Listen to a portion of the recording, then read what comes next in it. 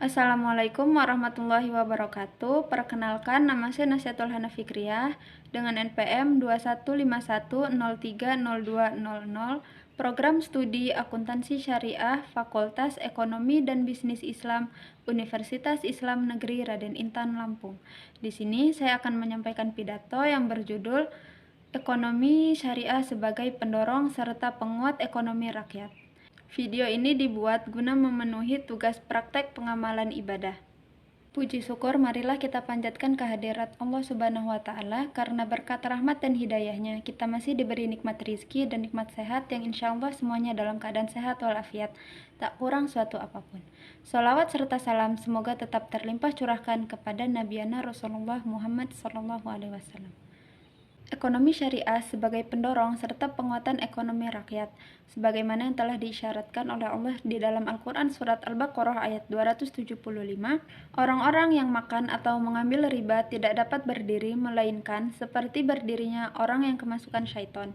Lantaran tekanan atau penyakit gila, keadaan mereka yang demikian itu adalah disebabkan mereka berkata atau berpendapat, sesungguhnya jual beli itu sama dengan riba, padahal Allah telah menghalalkan jual beli dan mengharamkan riba.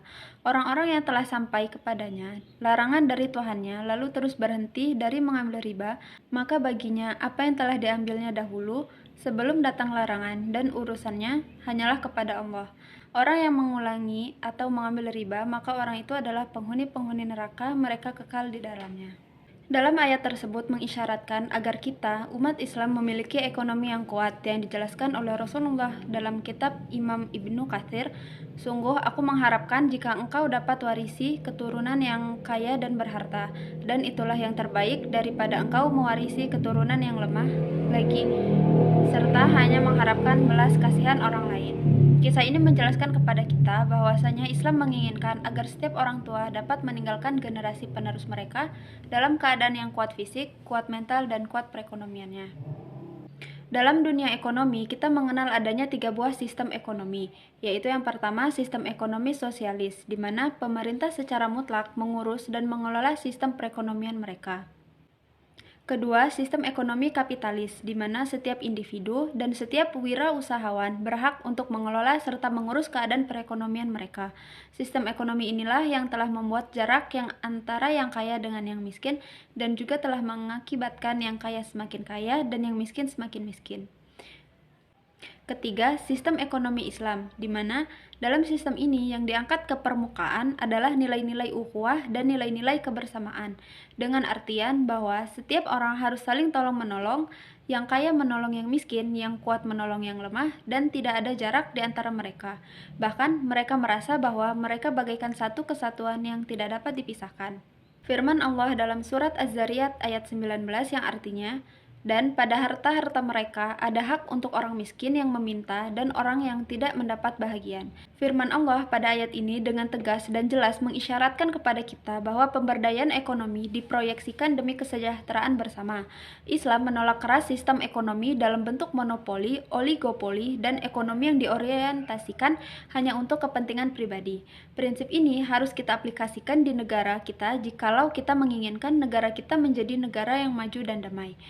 Apalagi jikalau kita perhatikan di negara kita Indonesia ini masih terdapat 37,5 juta jiwa umat manusia yang berada di bawah garis kemiskinan.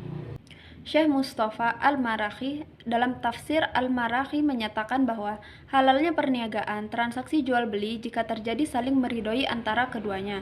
Sebaliknya, Islam sangat mengharamkan adanya penipuan, pendustaan, dan pemalsuan suatu barang.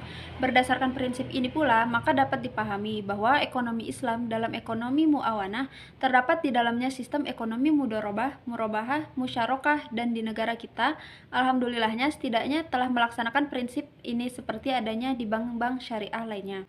Rasulullah SAW bersabda, siapa yang memiliki harta maka bersedekahlah dengan hartanya, siapa yang memiliki kekuasaan maka bersedekahlah dengan kekuasaannya, siapa yang memiliki ilmu maka bersedekahlah dengan ilmunya.